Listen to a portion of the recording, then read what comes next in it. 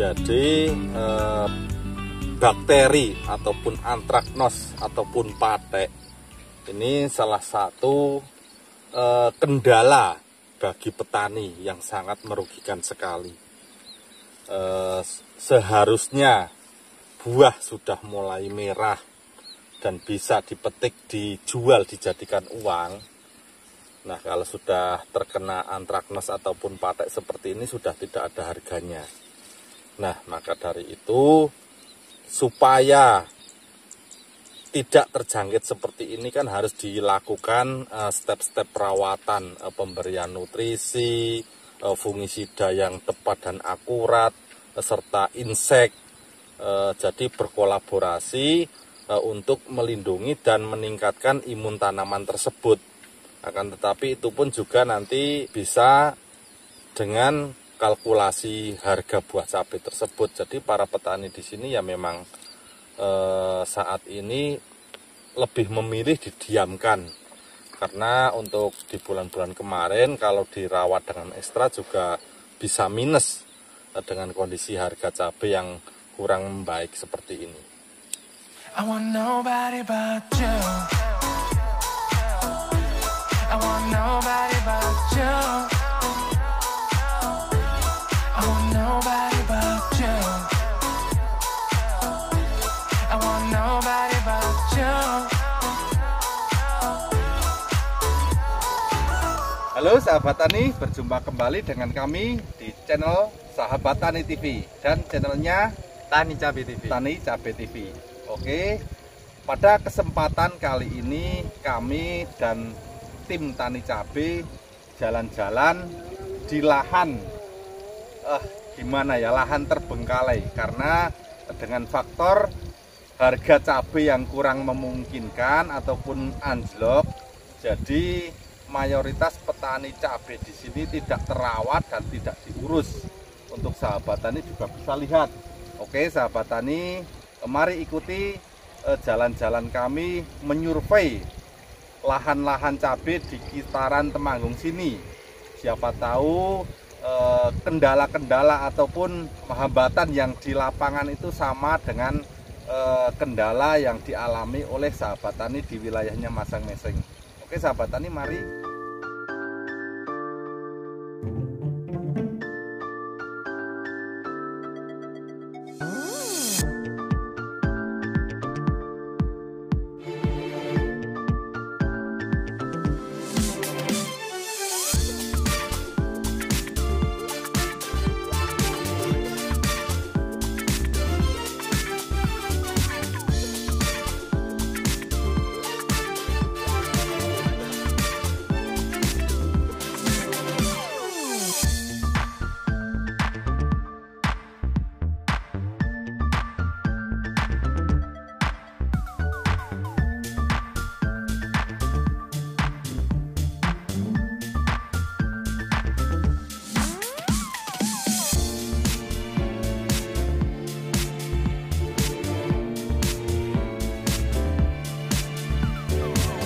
Nah, oke sahabat tani, ini ya salah satu contoh tanaman cabai yang terbengkalai tidak terurus. Karena apa? Ya satu, faktor harga.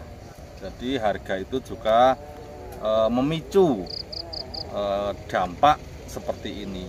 Nah, untuk Mas Wahid atau sebagai owner Tani Cabai, silahkan kasih penjelasan gimana ini lahan kurang lebih 1, hektar kok tanaman kerdil, bahkan cabainya terkena antraknos semua. Gimana ini Mas? Ya, untuk faktor utama ya yang saya amati memang untuk di musim tanam tahun ini khususnya petani cabai memang diuji secara bertubi-tubi ya Pak Budi. Terutama yang pertama harga. Harga ini yang musim tanam kemarin ini tahu sendirilah harganya murah.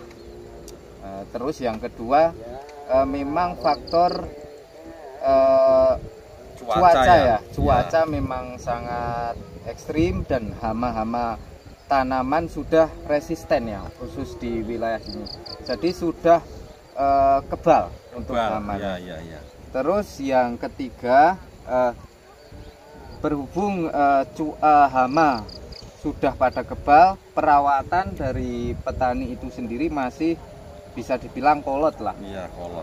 Masih menggunakan metode dulu ya, lama. jadul gitulah. Jadi asupan nutrisi kurang kuat, terus insektisida kurang tepat. Jadi beginilah, ditambah harga murah. Jadi petani untuk semangat dalam merawat jadi menurun. Menurut saya seperti itu, Pak. Oke, jadi mari kita lihat-lihat yang lebih dalam sana supaya para petani tahu. Jadi keluh kesahnya petani, kendalanya petani cabai di musim seperti ini dan harga yang kurang bagus. Ya mudah-mudahan saja bisa kembali stabil seperti dulu harganya ya. Karena juga kasihan, karena untuk merawat ataupun mengolah lahan seluas ini aja udah membutuhkan biaya yang lumayan cukup besar. Mari sahabat tani.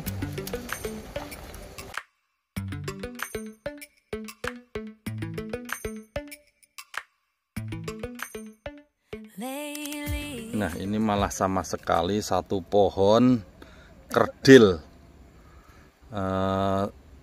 bisa dihitung untuk bakalan cabenya.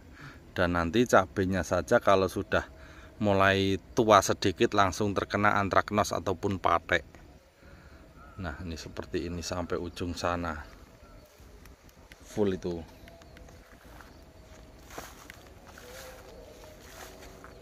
Nah, ini patek semua ini. Parah. Ini saya nggak pilih-pilih yang jelek ataupun yang bagus, semua rata ini. Sampai ujung sana itu.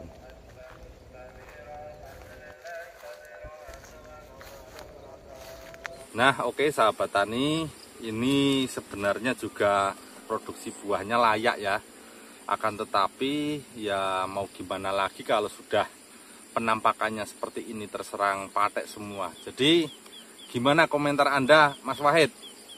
Ya Pak Budi, jadi ini sebenarnya masih bisa diperbaiki ya. Jadi masih bisa diperbaiki. Terus ini solusi buat teman-teman bagi yang tanamannya terserang seperti ini ya, mensiasati di saat harga cabai murah. Jadi untuk mensiasati saat harga cabai murah, ini tanaman cabai ini terserang jamur Colexium capsicum ya. Ini masuknya jamur kering ya. Jadi untuk mensiasati bisa pakai saat harga murah, bisa pakai fungisida berbahan aktif sulfur. Silahkan bisa pilih pakai sulfur ya, swallow itulah, bisa pakai itu. Karena untuk patek kering ya, untuk bahasa kasarnya patek kering seperti ini penanganannya lebih mudah dibanding patek basah. Dan kita juga menyesuaikan cuaca, jadi untuk hujannya tidak terlalu lebat, kita bisa menggunakan fungisida yang lebih murah, lebih ekonomis, tapi juga efektif. Contohnya ya seperti berbahan aktif sulfur, ya ada swallow, banyaklah macamnya. Dan terutama itu suplai nutrisi harus, karena kan untuk fungisida itu kan hanya untuk menyembuhkan buah yang terkena penyakit. Iya betul. Dan biar nggak menular. Nah itu.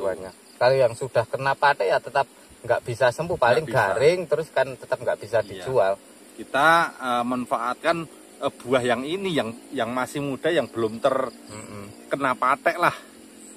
Jadi tanda-tanda utama yang perlu diwaspadai ini biasanya muncul bintik hitam berbentuk bulat seperti ini.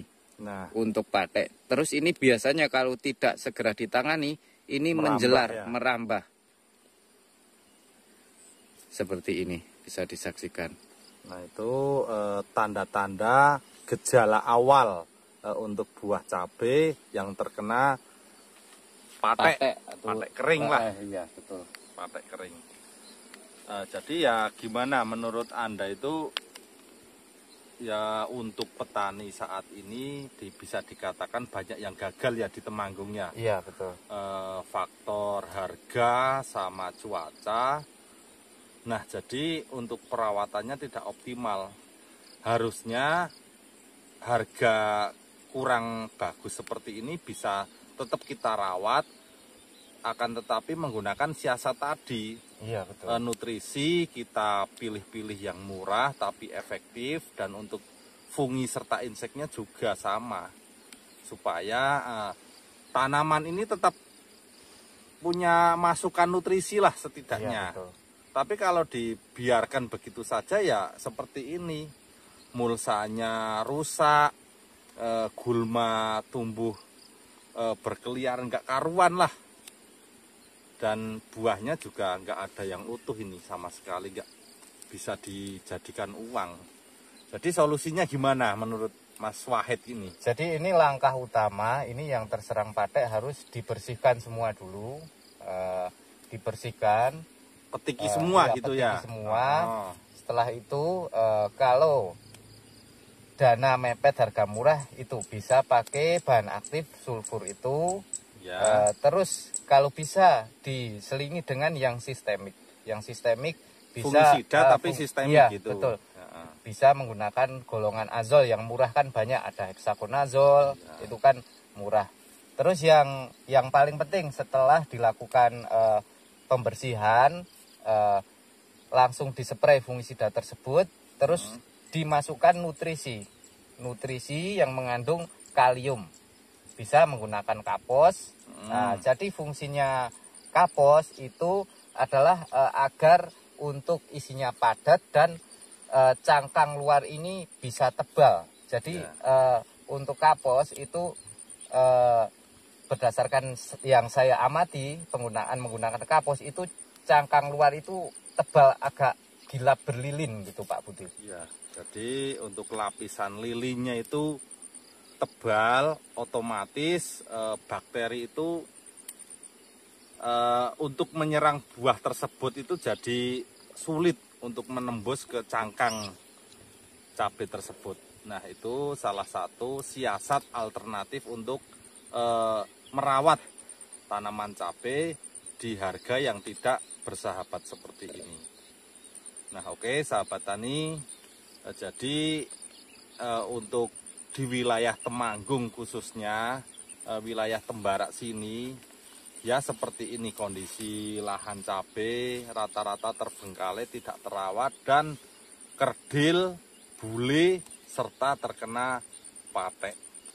Jadi langkah selanjutnya adalah setelah dibersihkan semua ini, nanti kita menumbuhkan tunas baru ya, tunas baru biar nanti tunas daun keluar, otomatis kan nanti untuk bunga keluarnya kan di percabangan.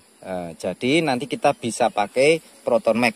Proton Max nanti dispraykan pakai 20 mili. Kalau tanaman sudah seperti ini biar cepat tumbuh untuk tunasnya. Pakai Proton Max dispray 20 mili.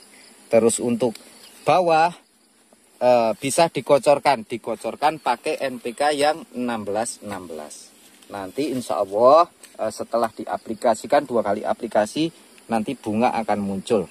Dan untuk perawatan fungisida harus rutin biar untuk jamur yang sudah berkembang spora ini bisa terkendali. Oke, terima kasih. Nah, jadi barusan untuk Mas Wahid sudah memberikan tips-tips untuk penanggulangan ataupun perawatan tanaman cabai di kondisi seperti ini. Harga minim dan tanaman sudah terserang parah. Oke, terima kasih. Semoga wawasan tersebut menjadi referensi bagi semua para petani di seluruh Nusantara.